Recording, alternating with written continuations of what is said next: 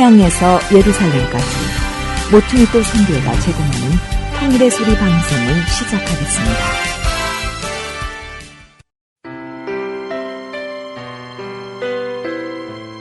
오늘의 만나 이상 목사님의 말씀을 들으시겠습니다. 많은 은혜 받으시기 바랍니다.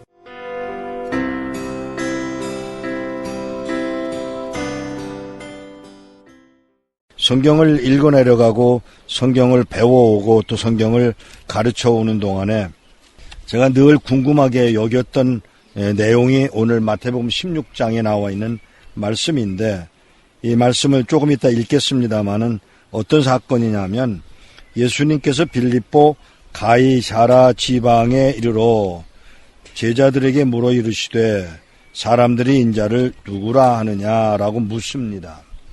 놀라셔야 될 것은 요 질문을 하는 동안에 일어났던 사건을 아셔야 돼요. 예수님이 어디를 가시든지 칠판을 펴놓고 강의를 한 게 아니었습니다. 그렇죠?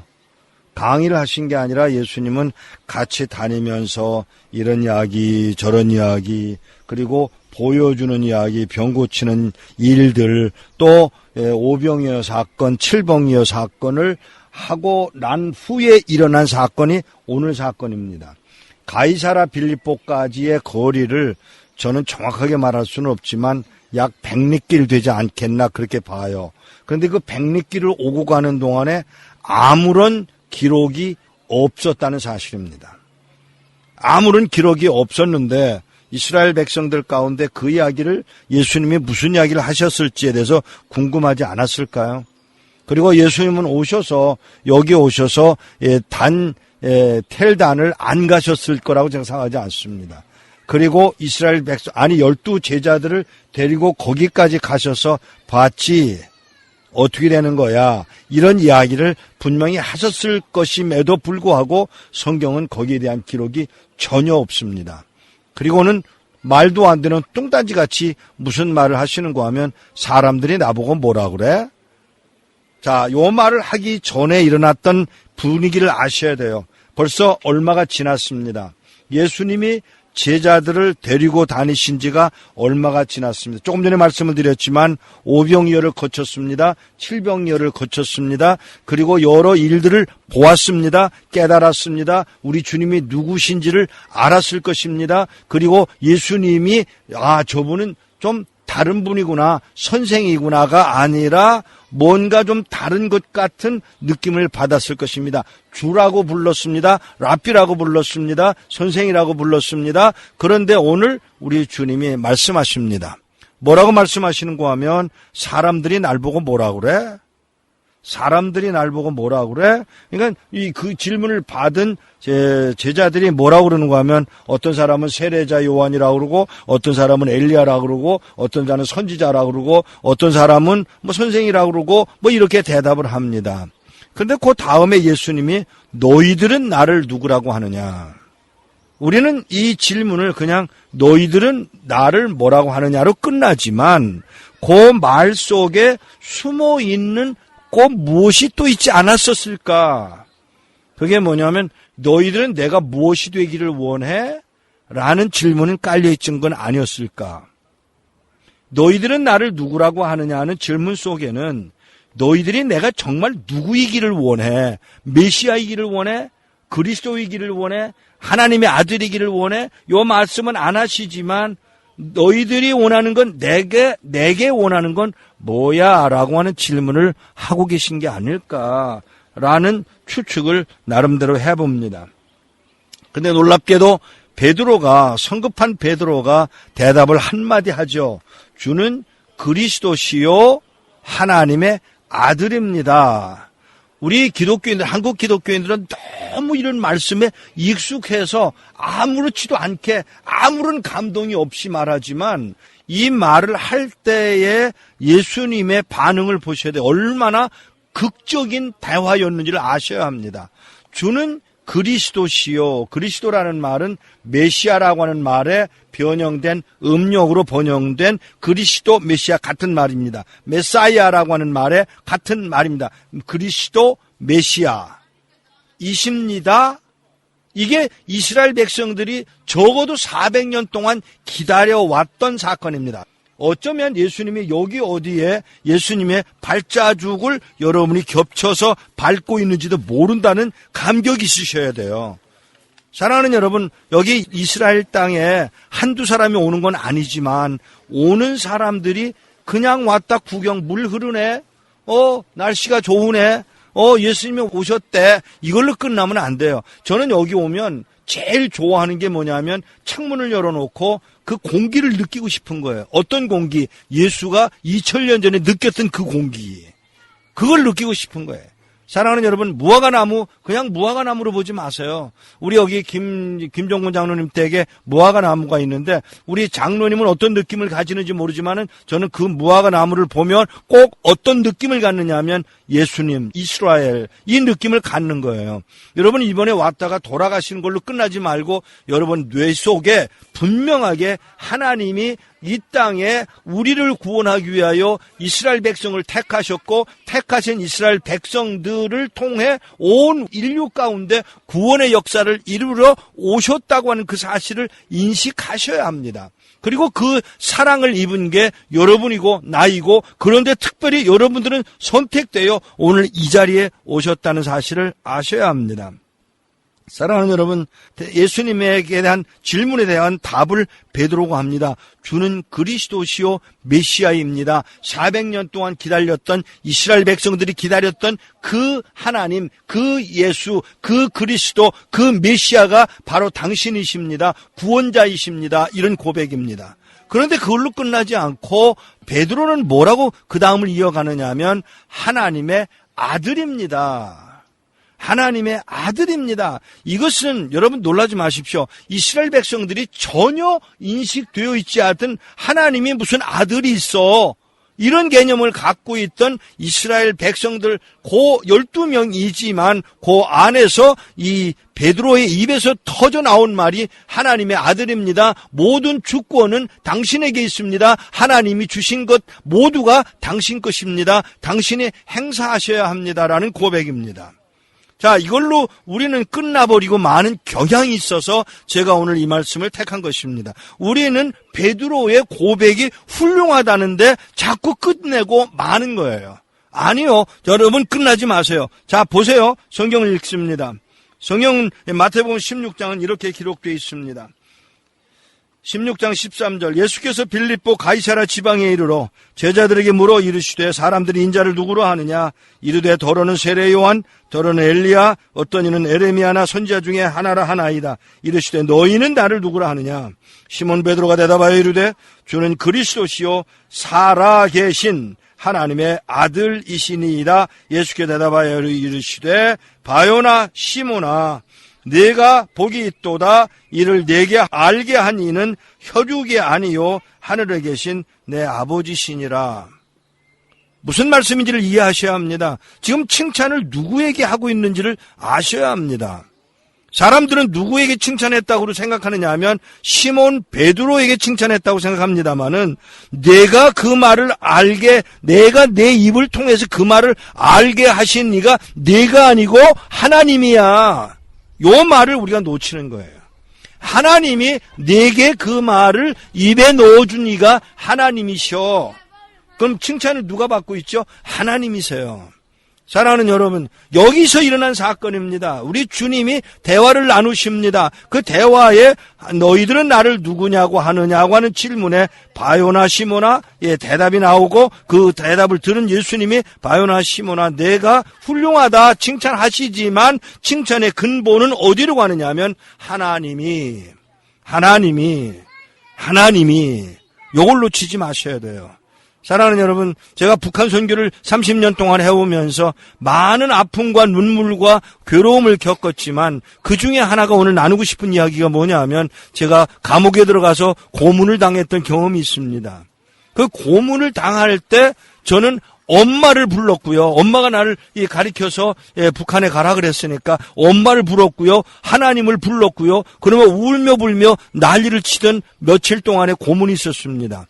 그래 놀라운 것은 그 고문이 끝나는 걸로 끝나지 않고 저는 고문을 당했고 돌아왔고 후유증이 아직도 있고 제가 걸음이 불편한 것도 그 중에 하나이고 또는 화장실에 가서 앉아있는 게 두려울 정도로 피똥을 싸야 되고 아니요 이제 묵 같은 피덩어리를 쏟아내는 일들이 10년 이상 지나왔고 지금도 그렇고 그 영향이 아직도 있어서 제가 귀에서 고름이 나는 사람이 바로 저입니다.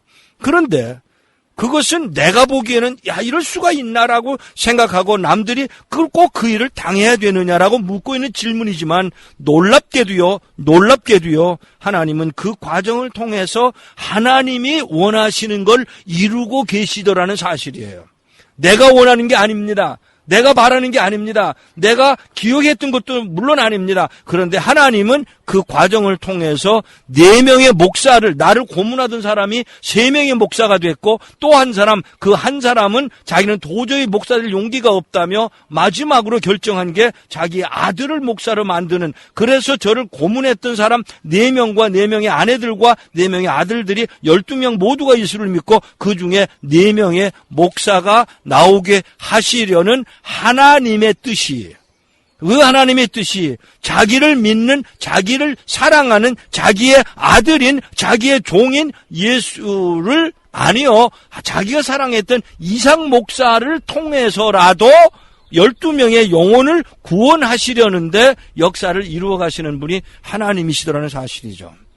자, 여기 베드로가 말하는 말, 주는 그리스도시요 살아계신 하나님의 아들입니다라는 말을 하게 하신 이가 베드로가 아니라 하나님이라고 하는 사실이에요. 요셉이 팔려갑니다. 모세가 미디안 땅으로 가야만 했습니다. 이 모든 역사 속에 우리는 불평과 원망이 있을 수 있지만 그러나 지내놓고 보니 그게 하나님의 하시던 방법이라는 것이죠. 사랑하는 여러분, 여기 다시요, 예수께서 대답하여 이르시되 바요나 시몬아 내가 복이 있도다. 이를 내게 알게 한 이가 내 혈육이 아니라 하늘에 계신 내 아버지시니라 하나님이시다 라고 말씀하시는 이 음성을 여러분들이 듣게 되기를 바랍니다. 오늘 여러분들이 여러분의 의지로, 여러분의 돈으로, 여러분의 시간으로, 여러분의 열정으로 이곳에 온 것 같지만 하나님은 여기에 오게 하신 이가 하나님이시고 여러분이 이곳에 오셔서 듣게 하시는 이가 하나님이시고 보게 하시는 이가 하나님이시고 깨닫게 하시는 이가 하나님이시고 언젠가 여러분의 삶을 통해서 그 어떤 내가 계획하지도 않았고 설명되지도 못했던 그 어떤 것을 이루시는데 하나님의 의도가 있고 뜻이 있고 그것은 기어코 이루어지고야 말 것이라고 하는 사실입니다. 북녘 땅에 있는 성도 여러분에게 분명히 전합니다. 오늘은 힘듭니다. 어제도 힘들었고 오늘도 힘듭니다. 어쩌면 내일도 또 힘들 수 있습니다. 그럼에도 불구하고 이 과정을 통해서 하나님이 하시고자 하시는 일이 무엇이냐고 묻고 하나님 내가 뭘 하기를 원하십니까? 라고 묻고 하나님의 뜻대로 순종하는 이 오늘 가이사랴 빌립보에서 일어난 한 대화를 통해서 하나님이 하시고자 하시는 메시지를 듣는 여러분 되시기를, 북한 성도들 되시기를 축복합니다. 오늘의 만나, 지금까지 이상 목사님의 말씀이었습니다.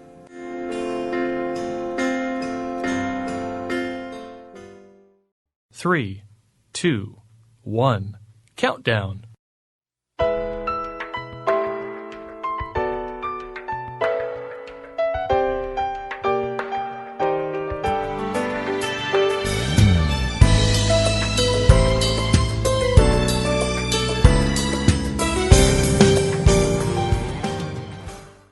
그날을 준비하는 사람들, 진행의 니에입니다.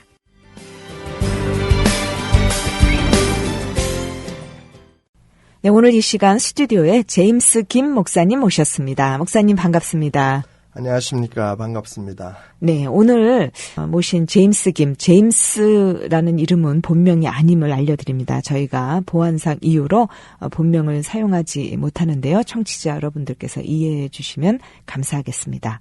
네, 제임스 목사님께서는 지난 7월 중순에 중국 지역을 방문하신 것으로 알고 있거든요. 네. 요즘 중국 교회가 이 북한 선교에 대한 많은 관심과 열정을 가지고 있다고 합니다. 목사님이 중국 교회가 아직도 사실은 완전한 그런 신앙의 자유를 누리지 못하고 있는 상황임에도 불구하고 네. 이렇게 북한 선교에 관심을 갖고 있는 좀 이유가 뭘까요? 저도 중국에 가서 중국 교회 지도자들을 만나보기 전까지는 중국 교회가 북한 선교를 한다는 데 대해서 거의 생각을 못했고 또 그 부분에서 중국 교회가 북한 선교를 하도록 도와야 된다. 이런 부분에 대해서도 그렇게 깊은 생각들을 가지지 못했었는데 실제로 가서 중국 교회 지도자들을 만나고 또 그들과 대화하고 또 그들에게 말씀을 전하면서 그들의 그 반응들을 보면서 제가 깜짝 놀랐고 오히려 한국 교회보다 더 말씀이 떨어졌을 때 그 말씀에 반응할 뿐만 아니라 실제적으로 행동으로 바로 옮기는 것들을 보면서 오히려 한국 교회나 이민 교회보다 바로 그 행동으로 북한 선교에 나서는 중국 교회가 어떻게 보면 지금 현재 하나님이 북한 선교에서 가장 중요하게 쓰시는 교회로 또 중국 교회를 하나님이 사용하고 계시는구나 하는 것을 눈으로 직접 이렇게 확인할 수 있는 그런 계기가 되었는데요. 중국 교회가 북한 선교에 나서는 몇 가지 이유들이 있는 것 같아요. 제가 가서 그 중국 교회 지도자들을 만나서 얘기를 하다 보니까 첫 번째는 중국 교회가 그 중국 공산당 밑에서 여러 가지 핍박 가운데 지금도 신앙의 자유가 완전히 주어져 있지 않고 특별히 저희가 만났던 중국교회 지도자들은 삼자교회보다는 중국의 가정교회 지도자들이 대부분이죠. 그리고 중국의 대표적인 교회도 삼자교회가 아니고 가정교회죠. 숫자적으로나 어떤 중국 교계에 미치는 영향력에 있어서도 삼자교회보다 중국교회가 더 큰데 그런 부분에 중국 가정교회 지도자들이 그 핍박 가운데서도 엄청나게 놀라운 부흥을 경험하고 있다는 것이고 그들이 스스로 자기들의 교회들이 부흥되어지면서 이제는 그 안에 축적된 영적인 자기들의 그 자원들이 뭔가 밖으로 표출되어야 되는 그런 시기를 경험을 하고 있더라고요. 그래서 자기들이 뭔가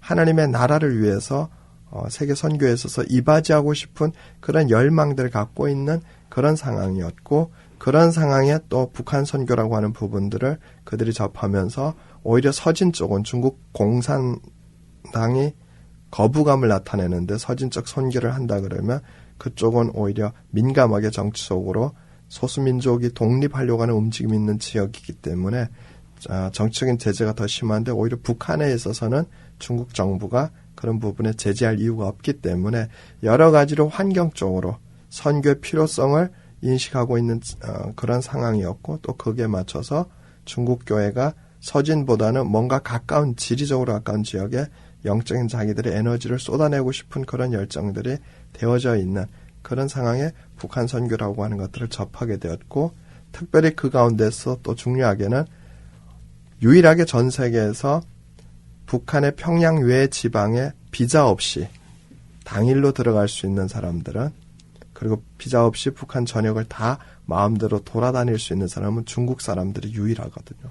그러니까 그런 여러 가지 환경적인 요인들이 북한 선교의 가장 최적의 교회로서 중국 교회가 맞아떨어지는 그런 것들을 보면서 하나님이 이 때에 중국 교회를 그렇게 예비해 놓으셨구나 하는 것들을 제가 다시 보게 되었죠.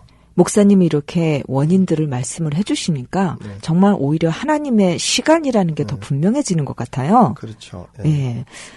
그런데 이런 그 중국 교회들이 이제 북한 선교를 향한 이 불씨들을 갖고 있는데, 목사님이 이번에 가셔서, 불을 확 그 불을 붙이고 오셨다는 소식을 제가 들었거든요. 네. 어떻게 좀 그들을 영적으로 도전을 하고 오셨습니까? 중국 교회가 우리가 볼 때는 지리적으로는 가까운데 영적으로 과연 그 북한 교회나 북한의 지역의 성도들 또 그리고 북한 주민들과 뭔가 어떤 상관관계가 있을까 그런 부분들에 참 이렇게 이해를 하는 게 좀 어려울 수도 있는데 저도 그 중국 사역들 때문에 말씀을 준비하고 기도하는 가운데 하나님이 주신 영적인 통찰력 인사이트들이 있었어요. 그런 깨달음들이 있었던 것 중에 하나가 무엇이냐 실제로 한국보다도 현재적으로는 영적으로는 북한 교회의 가장 또 그리고 북한의 상관관계를 갖고 있는 것은 중국이에요. 왜냐하면 중국 정부가 1961년에 조중동맹을 북한하고 맺었고 그리고 중공군 30만이 6.25 전쟁에 투입이 되어져서 한반도 분단을 공식화하는 실제적으로 한반도를 38선으로 분단시켜 가는데 가장 중요한 역할을 했던 것이 바로 중공군 30만이었고 중국 정부였어요. 그러니까 한반도 분단의 책임을 중국 정부가 갖고 있고 중국 사람들이 가지고 있다는 것이죠. 그리고 또 하나는 조중동맹이 유일하게 북한이 다른 나라들과 맺고 있는 동맹 가운데 가장 친밀한 동맹이 유일하게 현재까지 조중동맹이거든요. 그 조중동맹이라고 하는 것은 다른 말로 하면 형제를 맺었다는 거예요. 그러니까 중국과 조선이 우리가 의형제를 맺었다고 하는 동맹이 쉽게 얘기하면 1961년에 김일성이가 중국과 맺었던 동맹이거든요. 그래서 북한과 중국은 자기들 두 나라의 관계를 설명을 할 때 입술과 이의 사이라고 얘기를 해요.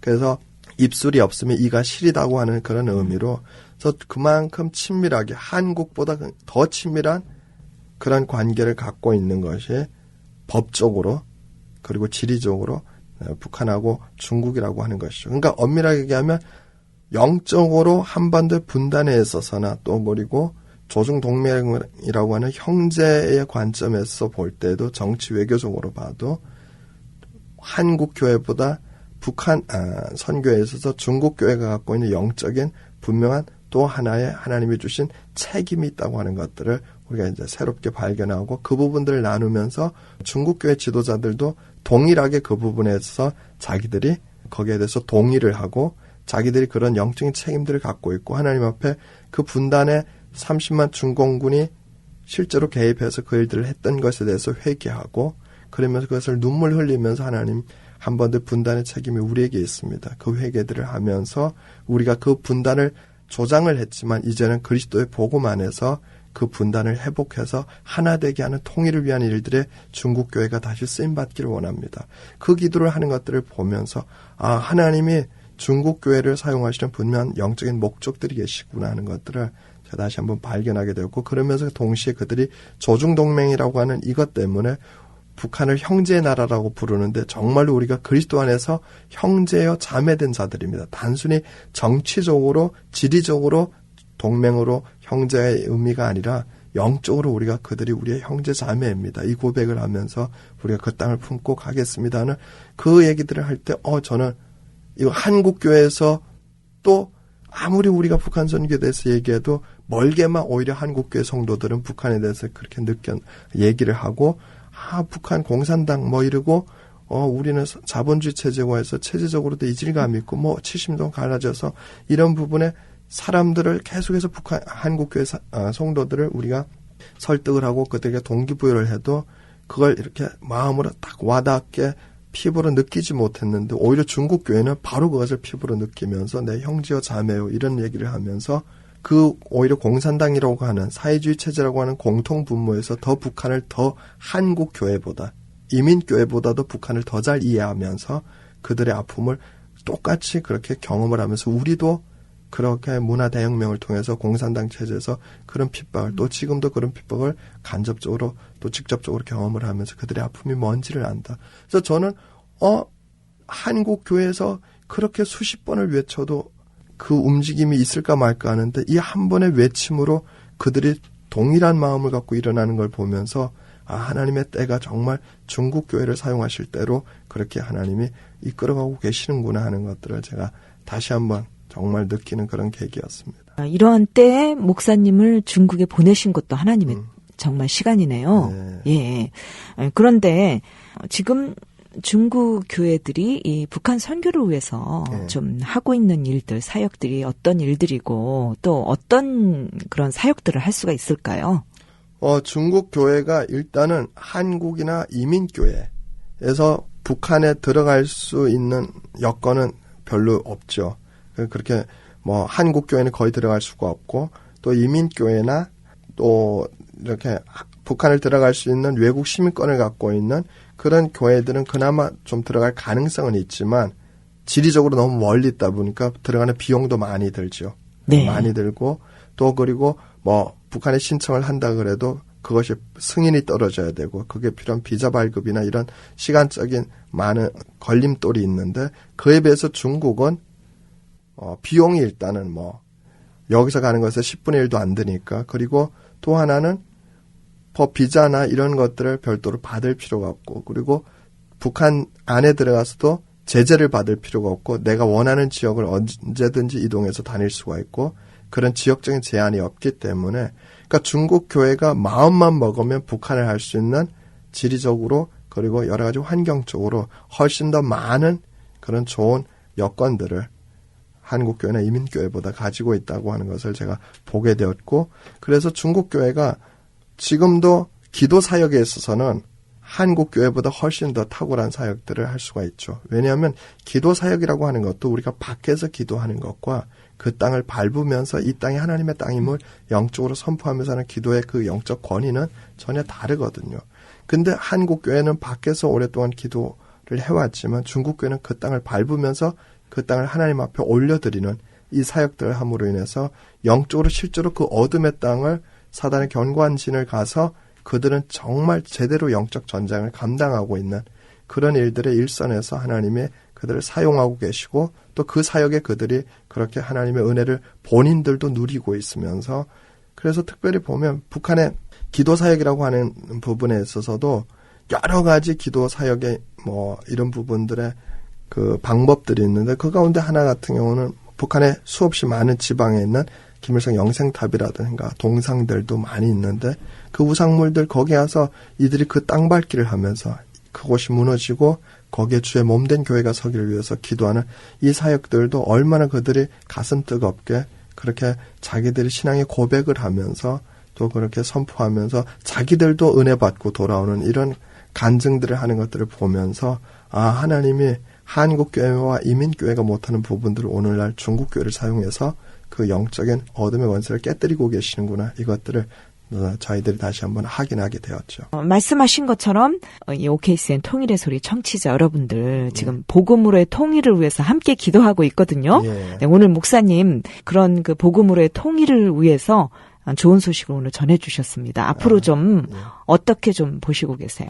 저는 하나님이 중국 교회까지 들어서 북한 선교를 하게 하신다. 이것은 정말 하나님의 때가 가까이 왔다고 하는 영적인 분명한 사인이라고 저는 확신을 합니다. 그리고 그 중국 교회가 저희들이 보안상 다 말씀드릴 수는 없지만 그렇게 작은 숫자가 아니고 어마어마한 숫자의 그 중국 수백만 명이 소속되어 있는 그 중국의 교회들이 일어나서 그 사역을 한다고 하는 것은 하나님이 마지막 엔딩 작업을 북한 땅 안에 하고 계신다고 저는 믿습니다. 그러니까 영적인 마무리 작업에 하나님이 중국 교회를 쓰시고 계신다고 생각을 하고 더 북한 선교의 또 통일의 비전을 가지고 기도하는 많은 동력자들이 함께 정말 하나님의 때가 가까웠다고 하는 중국 교회까지 쓰시며 하나님이 북한 땅을 영적으로 마무리하고 계신다고 하는 믿음을 가지고 더 힘을 내서 함께 그렇게 기도하면서 그 하나님의 때를 준비해 갔으면 좋겠습니다. 오늘 제임스 김 목사님과 함께 이렇게 말씀을 나눴는데요.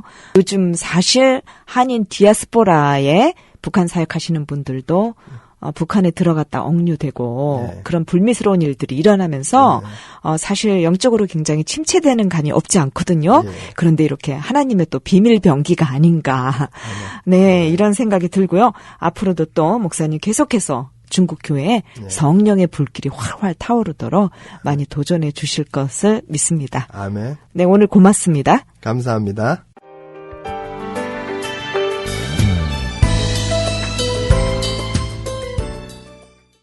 지금 여러분께서는 통일의 소리를 듣고 계십니다.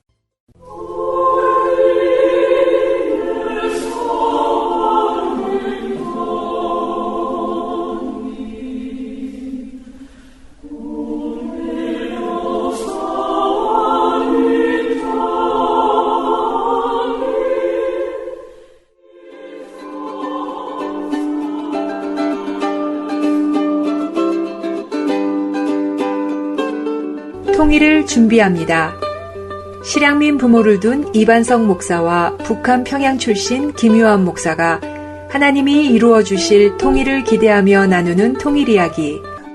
오늘은 흡수 통일 방식에서 교회가 어떻게 효과적으로 대처할 수 있는가에 대해서 말씀 나누겠습니다. 안녕하십니까.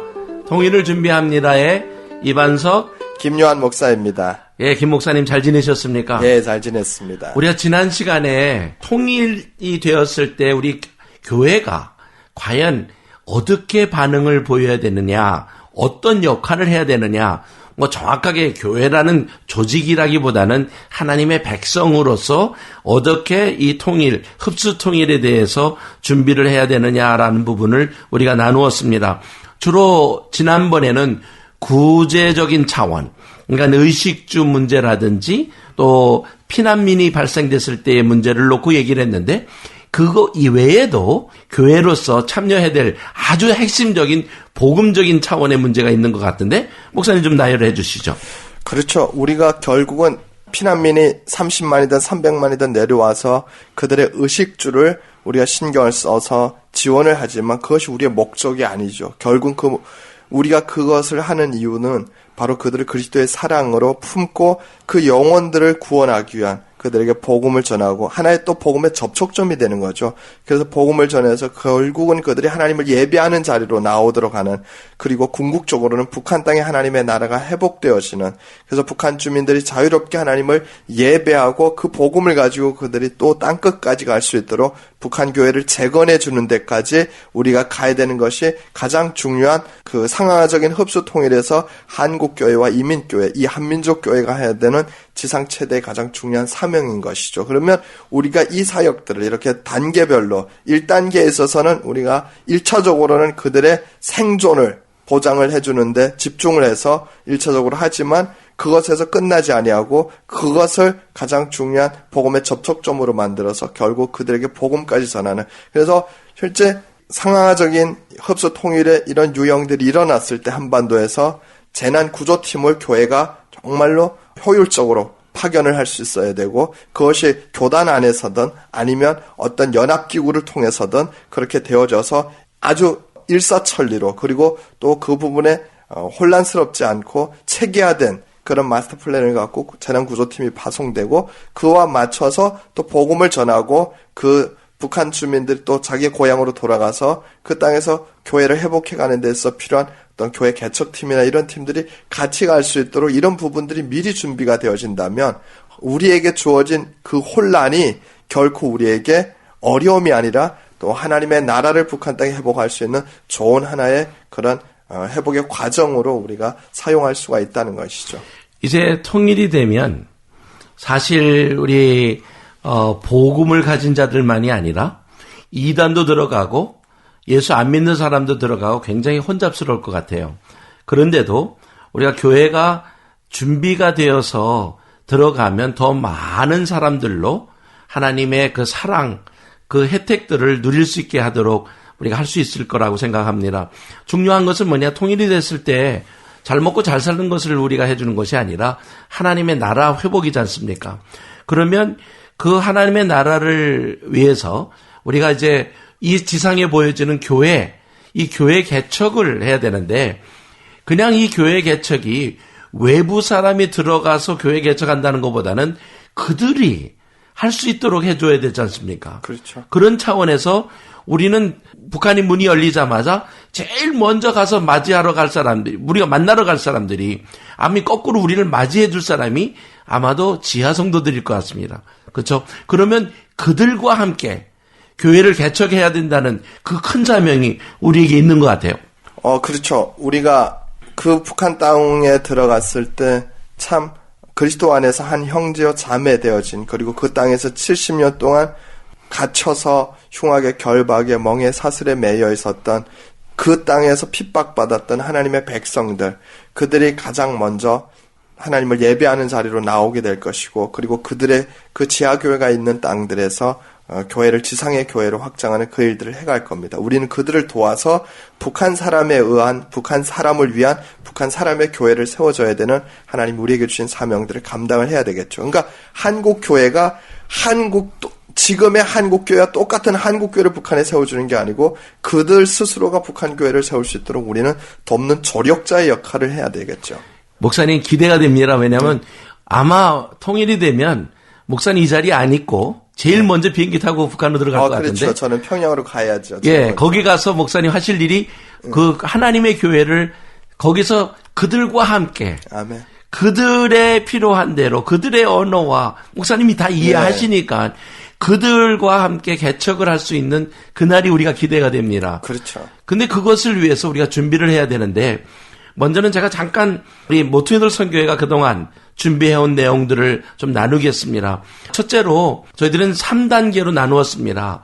처음 2달 동안 해야 할 일, 그리고 나서 처음 2년 동안 해야 할 일, 그리고 처음 7년 동안, 그러니까 7년 동안에 해야 할 일들을 나열을 하면서 3등분을 나누는 것이 처음 2달 동안은 구제에 집중을 하자.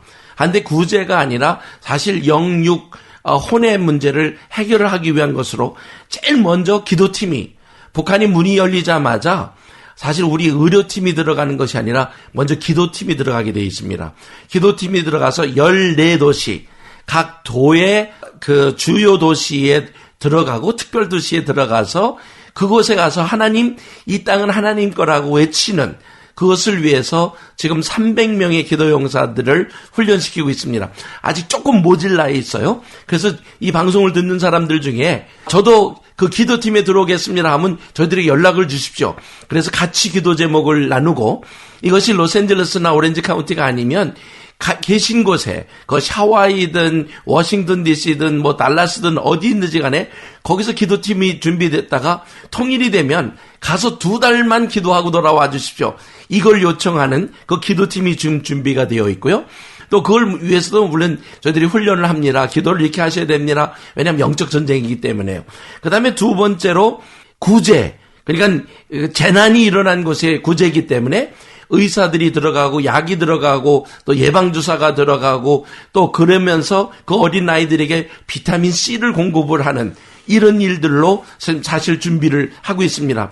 저희들이 해봤더니 북한의 어린아이들이 눈이 침침해 있는 거예요. 영양 부족으로. 근데 비타민C를 한 주간 먹였더니 눈이 떠요. 2주간 먹였더니 팔팔해지더라고요. 지금 북한에 있는 상황에 가서 이렇게 구제를 들어가야 되고, 3번째는 가장 그래도 이 고통받는 그 그룹이 있다고 하면 통일이 됐을 때 어린이일 겁니다. 아버지 엄마는 사라졌고 남한에 가 있는 사람도 있고 죽어 있는 상황이 있을 때 이 어린 아이들을 누가 받아줄 거냐? 고아원이라는 것이 다 받을 수 있는 상황이 아니기에 정말 어린아이를 향해서 가는 것이 지금 현재 준비되고 있습니다.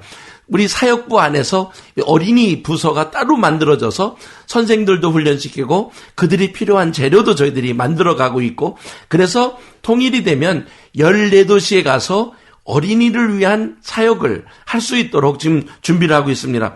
또 하나는 조금 어렵긴 하지만 화해 사역이라 그래서 먼저는 하나님과 회복을 하고, 또 여태까지 미워하던 사람, 북한 사람들이 제일 미워하는 사람 목사님 아시죠?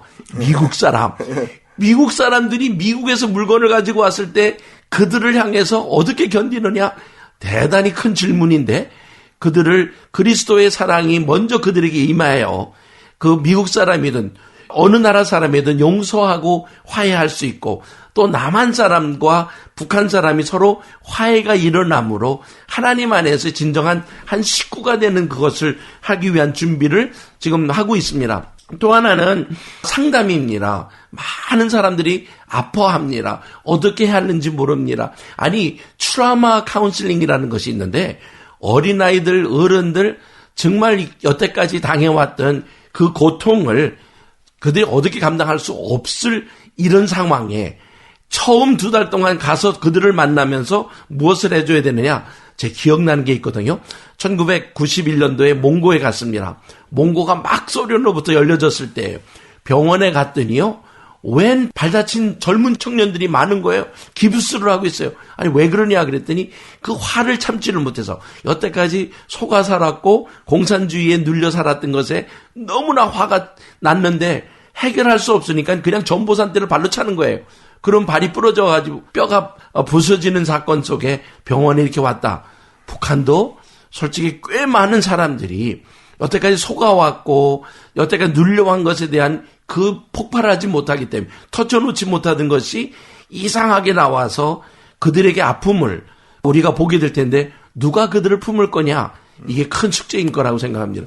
그래서 처음 2달 동안은 저희들이 여기에 집중하고 팀들이 움직이기 시작해서 7년 동안 이 팀들은 계속 갈 거예요. 그 다음에 2번째 팀은 실질적으로 교회 개척, 자, 목사님 지금 준비하고 계신 네. 교회 개척에 한 것이 있잖아요. 네. 목사님 잠깐 소개 좀 해보세요. 그 전도 폭발 준비하는 것들이 있는데. 네. 그러니까 교회 저희가 이제 처치 플랜팅이라고 해서 북한 교회를 저희가 재건을 한다 그러면 하드웨어적으로 물리적으로 건물을 세워주고 하는 것들은 얼마든지 돈만 있으면 하는데 그 안에 소프트웨어적인 것이죠. 실제 북한 주민들의 상황화에 맞는 선교 상황화적으로 그들의 언어와 그들의 사회 문화적인 눈높이에 맞추고 그들의 교육 환경에 맞춰서 그들에게 어떻게 복음을 전하고 그들을 어떻게 체계적으로 하나님의 사람들로 양육해 갈 것이냐. 이 부분에서 우리가 정말 중요한 북한교회 플랜팅 작업을 해야 되거든요. 그래서 거기에 맞춰서 저희들이 전도지도 계층별로 북한에 3계층이 있는데 그 각 계층별로 저희들이 또 북한 언어로 전도지를 준비하고 또 그 북한에 있는 그 사람들에게 맞춰서 북한어로 또 저희들이 양육 교재들을 준비를 하고 그래서 양육 체계를 갖추고 북한 교회를 북한 사람에게 맞춰서 그렇게 그 시스템을 여기서 플랜팅을 다 해서 정말로 북한에 최적화된 북한 사람을 위한 북한 사람의 교회들을 세워가기 위해서 북한 목회자들을 또 준비시키고 그 북한 목회자들을 각 지역별로 또 저희들이 담당 목회자들을 세우고 그들과 같이 또 한국교회가 커넥션이 돼서 또 그렇게 팀으로 같이 사역을 해갈 수 있도록 그런 부분들을 저희들이 체계적으로 지금 준비를 또 선교회 차원에서 그렇게 해가고 있습니다. 그래서 저희들이 이 미국에 있는 우리 애너하임 이 에반겔리아 대학교 여기에 저희들 모팅도 선교회 사무실이 있습니다. 그래서 여기서 저희들이 또 그런 통일과 관련된 플랜들을 계속해서 저희들 또 같이 기도하는 이민교회와 같이 또 매월마다 월요일마다 저희들이 저녁 시간 매월 우리가 마지막 주 또 저녁 시간에 우리가 이곳에서 그렇게 모여서 같이 기도하면서 구체적으로 이제 통일과 관련된 그런 사역들을 같이 나누고 그렇게 해가죠. 그렇죠. 그냥 네. 교회에 건물 세우는 게 교회가 아니고 네. 실질적으로 하나님의 나라를 세워가는 정말 전도로부터 시작해서 그렇죠. 그들을 영혼을 양육하고 살리는. 네. 키워가고 네. 그러면서 필요한 것이 그들의 언어로 네. 지금 남과 북이 통일이 된다고 남한 성경을 북한 사람에 갖다 준다?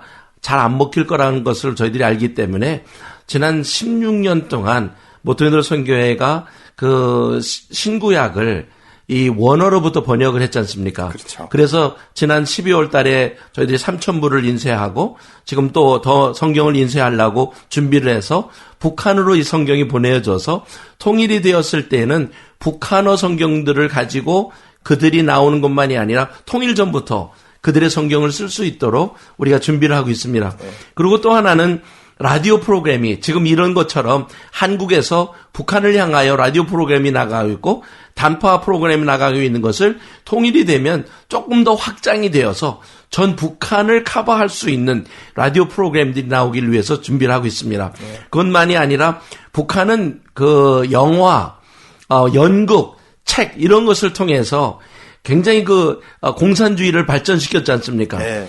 그들이 익숙한 것을 그걸 가지고 복음을 전하기 위해서 영화도 복음적인 영화, 노래도 찬양도 이 복음적인 것을 북한 사람의 튠에 맞춰서 부를 수 있는 것들을 지금 현재 준비를 하고 있습니다. 그것만이 아니라 통일이 됐을 때 청소년들을 과연 어떻게 할 거냐. 청소년들을 접근하기 위해서는 운동이라고 하는 스포츠 미니스트리가 전 세계에 굉장히 활발한데 이 북한으로 같이 모여 사자 해가지고 콜리션이 지금 개발이 됐습니다. 그래서 여러 스포츠팀에서 함께 모인다 하면 다 모일 수 있는 그러면서 교회 개척을 해나가는 일들을 할 수 있도록 만드는 상황입니다. 마지막으로 7년 때까지 저희들이 뭘 할 거냐. 신학교 또 성경학교 리더들 양성을 하게 되고 그리고 그 지역을 개발하는 일들을 하려고 하니까 이거 엄청난 일들이 너무나 많이 산재해 있는 가운데 여러분의 기도가 많이 필요합니다. 아멘. 목사님 우리 함께 이 문제를 가지고 목사님이 기도하면서 오늘 마치겠습니다. 예. 살아 역사하시는 하나님 한반도 가운데 하나님의 때에 하나님이 주실 통일을 저희들이 믿음의 눈으로 바라보며 하나님 앞에 저희들 기도하게 하심을 진심으로 감사드립니다. 하나님은 통일을 반드시 주실 것입니다. 아멘. 하나님의 주권으로 남과 북을 그리스도 안에서 하나 되게 하실 줄 믿습니다. 아멘. 하나님, 우리가 한반도에 어떤 유형의 통일이 이루어지든 간에 그 통일을 넉넉히 복음으로 하나님의 사랑으로 감당할 수 있는 한민족 교회가 되게 하여 주옵소서. 아멘. 아버지 하나님, 우리에게 하나님이 통일을 주실 때 정말 북한 땅에 하나님의 나라를 온전히 회복해 갈 수 있도록 이 이민교회와 한국교회, 한민족 모든 교회가 온전히 그날들을 믿음의 눈으로 바라보며 잘 준비해 갈 수 있도록 기도하며 하나님이 주실 그 통일을 기대하는 가운데 온전히 우리의 사역들을 감당해 가기 위한 준비들이 지금부터 잘 되어질 수 있도록 성령님 인도하여 주옵소서. 아멘. 필요한 사역팀이 이민교회 안에 준비되어지고 한국교회 안에 준비되게 하시고 또 필요한 여러 가지 물질적인 준비들도 잘 되어져서 북한 땅 안에 효과적으로 북한 전 지역에 하나님의 교회를 세워가고 북한 주민들을 복음화하는 일에 온전히 이민교회와 한국교회가 사용되어지도록 성령님 은혜 입히시고 주장하여 주옵소서. 아멘. 감사드리며 귀하신 예수님의 이름으로 기도드립니다. 아멘.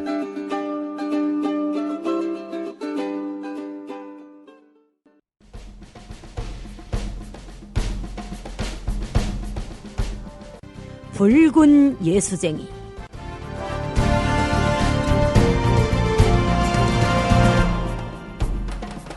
입체낭독의 리옥입니다.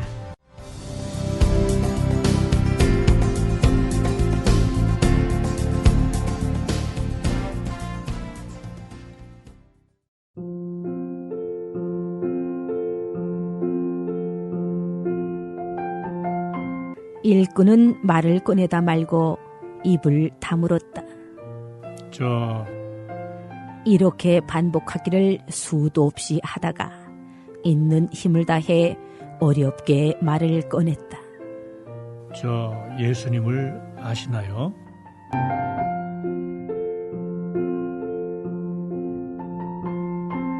예수님요?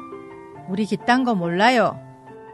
할머니가 단칼로 자르듯이 딱 잘라 대답한다. 그리고는 아픈 마음을 쓸어내리던 일꾼을 우두커니 방에 홀로 남겨둔 채 바람처럼 밖으로 나가버리셨다. 시간이 얼마나 지났을까?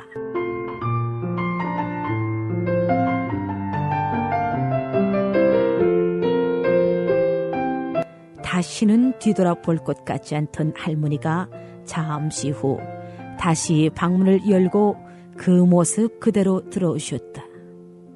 그리고는 묵묵부답으로 일꾼의 옆에 슬쩍 다가와 앉으시더니 뭔가 손을 번쩍 내밀었다. 선생이 쪽지를 읽는 사람이야요? 할머니가 불쑥 내민 손을 쳐다보던 일꾼의 눈은 금세 휘둥그레졌고 마음이 콩복듯이 두근거리기 시작했다. 할머니의 손에는 손바닥보다 조금 작은 몇 장의 쪽지가 쥐어져 있었는데 그것은 누가복음이 적혀있는 성경 쪽지였다.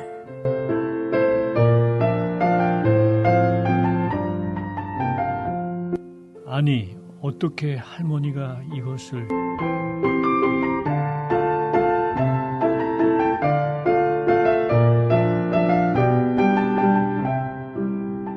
할머니는 하던 얘기를 계속해 나갔다. 누가 이러는지 모르겠시오. 언제부턴가 누가 우리 집에 이렇게 몇 장의 쪽지를 꽂아놓았디다. 내래 도대체 언제 이렇게 와서 꽂아놓는지 모르겠시오. 근데 그거이 다 읽고 그 자리에 가져다 놓으면 다시 꽂아놓지요.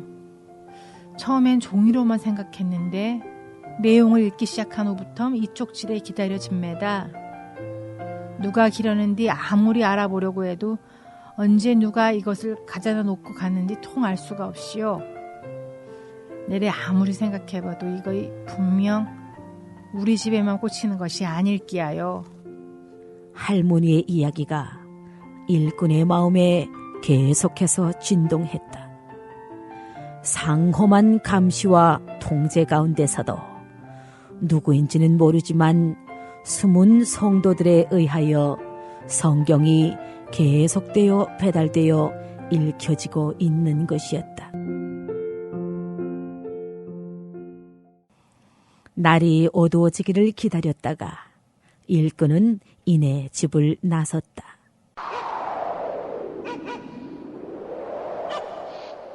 영하 30도의 엄동설한 날씨. 매서운 칼바람이 사정없이 온몸을 파고들었다.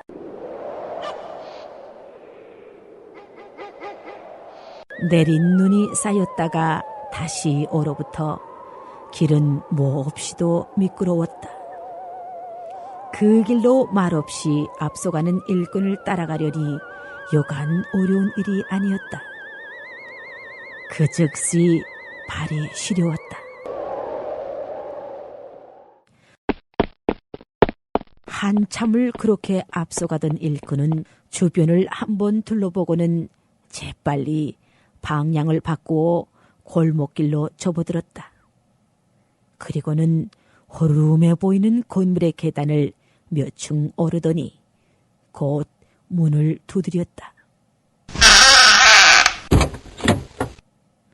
조금 후에 삐걱 소리와 함께 문이 열렸다.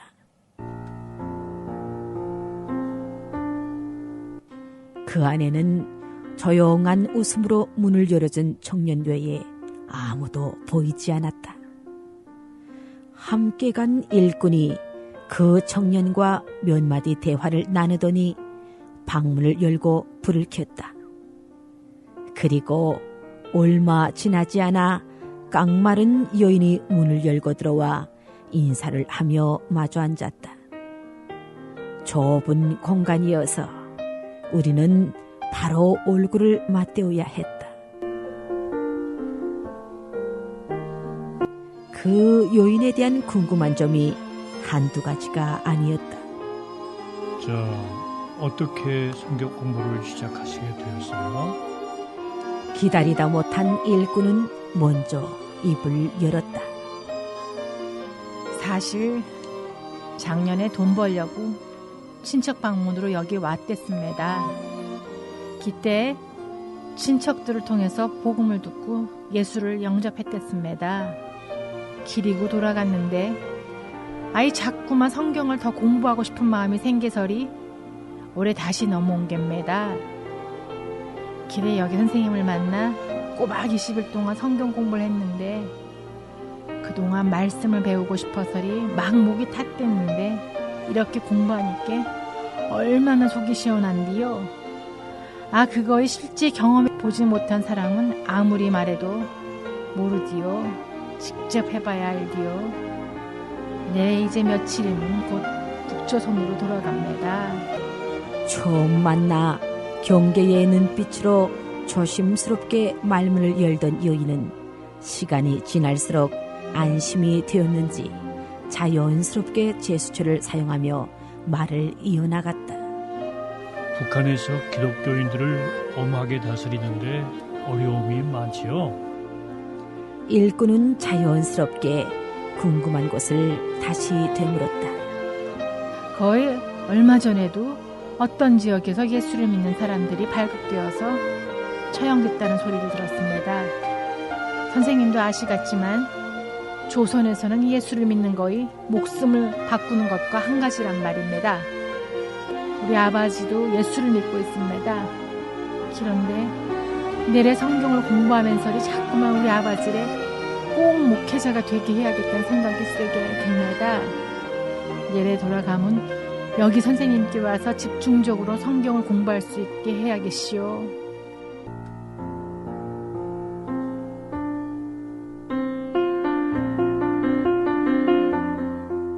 그 여인의 얼굴에는 뭔가 그든 의지가 확연했다.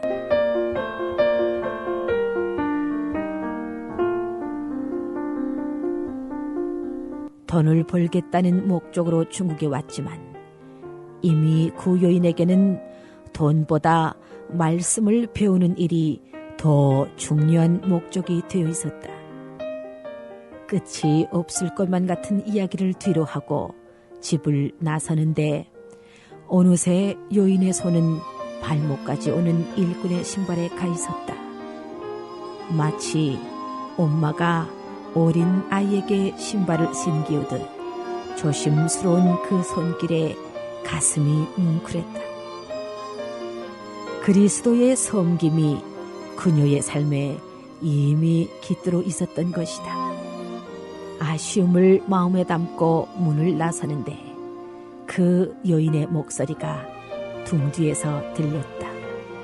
이제 2, 3일 있으면 가야 합니다. 기전에 한 번 더 오시라요. 그리고 그 말씀도 더 들려달라요.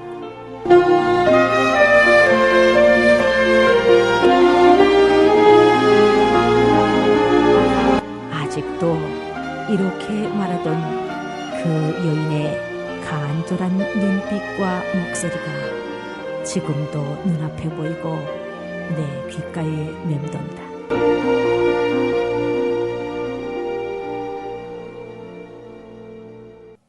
내래 나이래 시방 59이야요. 긴디에 내래 어떻게 예수 믿게 되었는지 말씀드리고 싶습니다. 현지에서 한 성도가 방송을 듣고 전해준 이야기이다.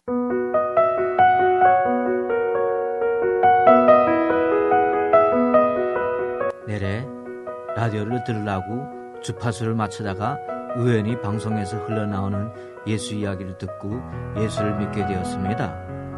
그날 이후로 늦은 밤이나 새벽에는 내내 이불을 뒤집어 쓰고 성경이 낭독되는 방송을 듣고 있는데 그게 좀 제발 천천히 낭독해 주시라고요. 거의 너무 빨라서 내래 통 따라 적을 수가 없이요. 방송에서 흘러나오는 대로 성경 내용을 좀 내래 종이에다 받아 적고 싶은데 따라 쓸 수가 있어야 띠요. 빨라서리.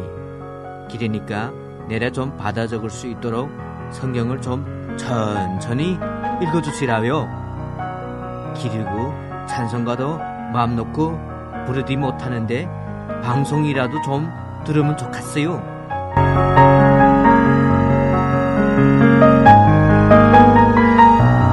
사모함과 갈급함이 깊이 스민 북한 성도의 진정한 고백이다. 북한과 중국 그리고 서진 선교를 따라 넓게 분포된 모든 지역의 성도들에게 우리가 일일이 만나서 성경을 공급해 주는 것은 많은 시간이 걸릴 뿐더러 거의 그것이 불가능하다. 그렇기 때문에 제한받지 않고 성경을 배달할 수 있는 좋은 수단이 바로 방송이다. 북한이나 중국 등 복음 전파가 제한받는 지역에서 라디오는 복음을 들을 수 있는 좋은 도구가 된다.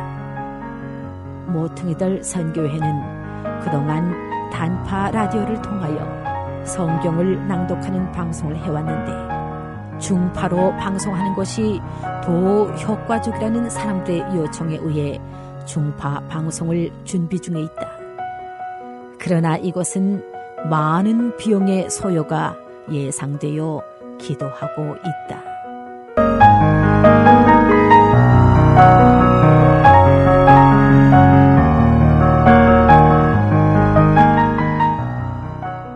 이 일이 주님의 은혜 가운데 진행될 수 있도록 많은 기도가 필요하며 또한 방송을 통하여 고난받는 성도들이 위로를 받을 수 있도록 지속적인 기도가 필요하다.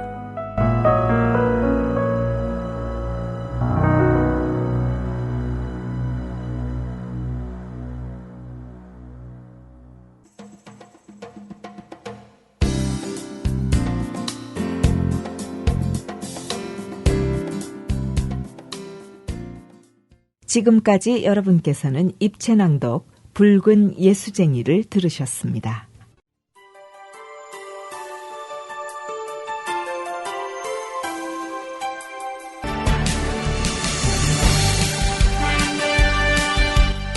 지금까지 무통일도 선교회가 제공하는 통일의 소리 방송을 들으셨습니다.